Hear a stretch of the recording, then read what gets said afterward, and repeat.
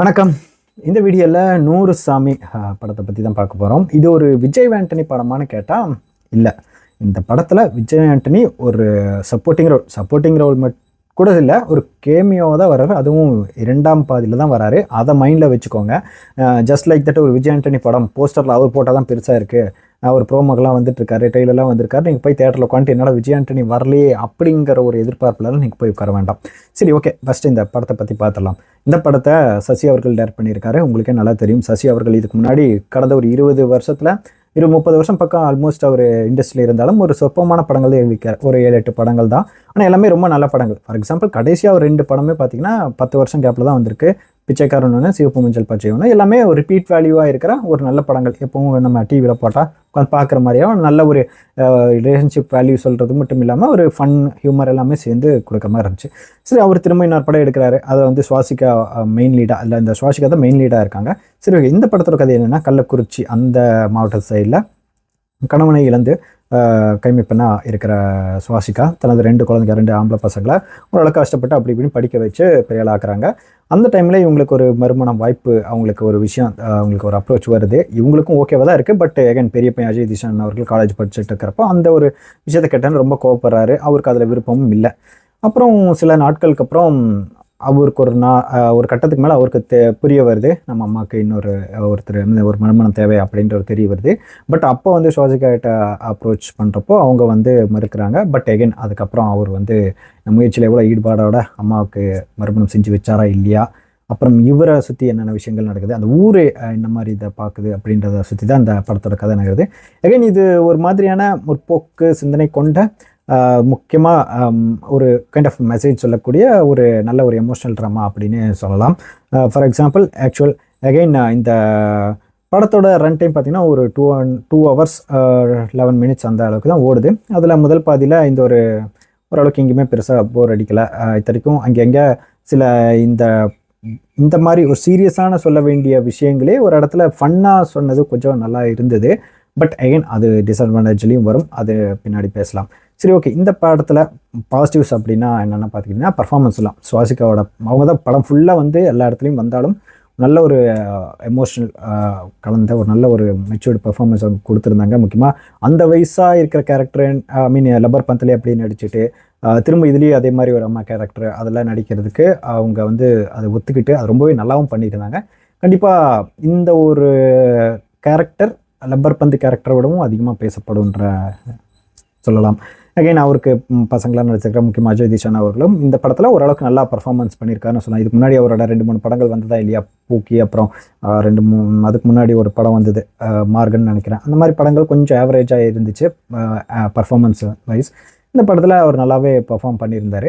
சரி, அதை தாண்டி ஒரு சீனில் ஒரு 10-20 நிமிஷத்தில் அருள்தாஸ் அவர்களும் சுவாசிகா அவர்களும் ஒரு கான்வர்சேஷன் இருக்கும். அந்த இடத்துல சுவாசிகா எதனால் அந்த மர்மம் தேவைப்படுது, எப்படி அவங்கள பார்க்குறாங்கன்ற அந்த ஒரு டைலாக் கான்வர்சேஷன் ரொம்ப நல்லா இருந்தது.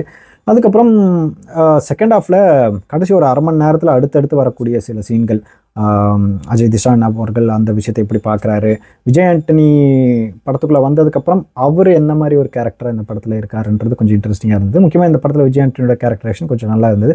முக்கியமாக இந்த படம் வந்து ஆல்ரெடி சொன்ன மாதிரி விஜய் ஆண்டனி படம் இல்லை, இது சுவாசிகா, அஜய் திஷான் அவங்களுக்கு மகன், தாய், அவங்களுக்குள்ளே நடக்கிற முக்கியமான இந்த கதையில் விஜய் ஆண்டனி ஒரு கேரக்டர் ஆர்டிஸ்ட் இல்லை ஒரு சப்போர்ட்டிங் ஆக்டராக அந்த படத்தில் வராரு. ஒரு ஷார்ட் கேமியோ தான்.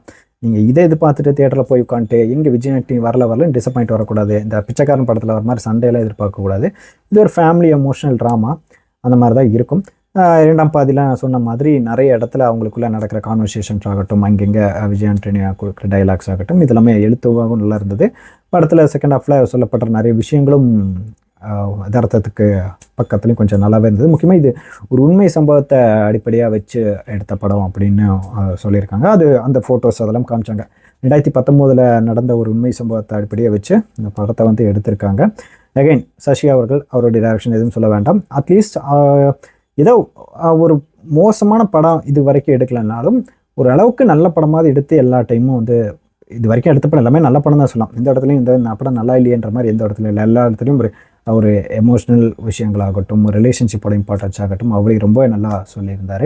அந்த வகையிலையும் படம் எல்லாமே பார்க்கக்கூடிய அளவுக்கு தான் இருக்கு. இவர்களை தவிர்த்து படத்தில் கருணாஸ், அப்புறம் பாலாஜி சக்திவேல், லெஜ்மல் ஜோஸ் இவங்களும் அங்கங்கே சின்ன சின்ன கேரக்டரில் வந்திருந்தாங்க. ரொம்ப நல்லா பண்ணியிருந்தாங்க. வர வர கொஞ்சம் குட்டியாக ரோல் கொடுத்துருந்தாலும், முக்கியமாக பாலாஜி சக்திவேல் அவருக்கே உரித்தான அந்த ஒரு நெகட்டிவ் ஷேடில் இந்த படத்தில் ரொம்பவே நல்லா பண்ணியிருந்தார். சரி, ஓகே. இதில் நெகட்டிவ்ஸில் என்னென்னு பார்த்தா, முதல் பாதியில் சில சீன்கள் கொஞ்சம் போர் அடிக்கிற மாதிரி இருந்தது. போர் அடிக்கிறத தாண்டி அது தேவையே இல்லாத மாதிரி இருந்துச்சு. முக்கியமாக சொன்ன இவர் அந்த ஒரு பொண்ணு பார்க்க போகிற ஒரு விஷயமாகட்டும், அந்த ஒரு விஷயங்கள்லாம் ஒரு இடத்துல வந்து படத்துக்கு நாட் ஓகே. இதோ படத்தில் செகண்ட் ஹாஃபில் இந்த ஒரு விஷயம் உதவும் வைக்கணுன்றதுக்காகவே ஃபர்ஸ்ட் ஹாஃபில் அந்த மாதிரி ஒரு விஷயங்கள் வச்ச மாதிரி இருந்தது.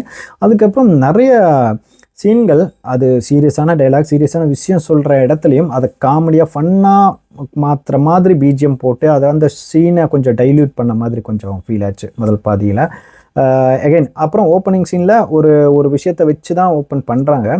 அந்த விஷயத்த அந்த மாதிரி காமிச்சிருக்காம கொஞ்சம் வேறு மாதிரி இனிஷியலில் வந்து ஆரம்பித்து கொண்டு போயிருக்கலாமே தோணுச்சு. ஏன்னா அந்த ஒரு விஷயம் என்னாச்சுன்ற ஒரு விஷயமும் நமக்கு தோணிக்கிட்டே இருக்குது செகண்ட் ஹாஃபில் ஒரு கொஞ்சம் நேரம் வரைக்கும். அதுக்கப்புறம் எகைன் ஆல்ரெடி இவங்க பண்ண ஒரு ப்ரொமோஷன் சில விஷயங்கள் படத்துக்கு மேபி எப்படி வேணால் போய் சேரலாம். இது நிறைய இடத்துல வாய் வழியாக நிறைய பேர் நல்லா இருக்குன்னு போய் பார்த்து அந்த மாதிரி விஷயங்கள்லாம் ஓகே.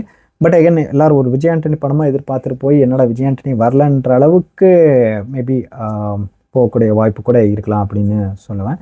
அதை தாண்டி இவங்க இந்த கதை சொல்லப்பட்ட அந்த ஊரையும் மெயினாக வச்சுக்கணும். மேபி இந்த மாதிரி எல்லா இடத்துலையும் இரண்டாம் பாதியில் வந்து இவங்க ரொம்ப சினிமேட்டிக்காக சில விஷயங்கள் வந்து கையாண்டிருந்தாங்க.